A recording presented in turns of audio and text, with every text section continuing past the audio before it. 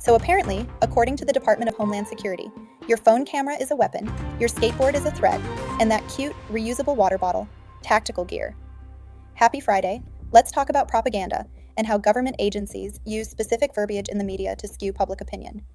In a recently surfaced report, thanks to Wired doing actual journalism, DHS is out here telling police that everyday protest activity like wearing a mask, filming with your phone, or just riding a bike is potentially violent.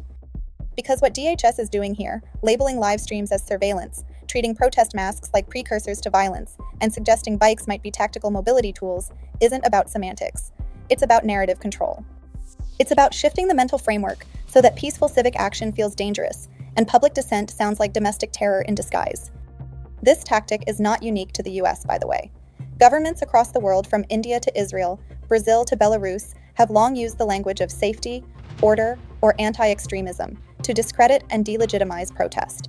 The difference is often just production value. The core tactic is the same. Reshape public sentiment by tweaking the words until resistance sounds like threat. May it be to scare people into submission, or to prevent groups from supporting each other against the ruling government, it's all just a script. It's not just news media. In Operation Hollywood, researcher David Robb outlines how the US military offers gear, locations, and personnel to filmmakers, so long as they get final say on scripts. That's why the Navy always looks noble, and terrorism plots are always conveniently solvable by a drone strike in the third act. Clean up the language, and you clean up the optics. Suddenly, the public doesn't see abuse of power. They see protocol. Media literacy is no longer optional. It's survival. If you can't spot when language is being used to manipulate your emotional response, you're already losing ground. The tools of propaganda aren't always delivered through megaphones. Sometimes they show up in leaked PDFs and quiet memos, dressed in dry policy language, waiting for the press to give it a headline. So no, your skateboard isn't a weapon.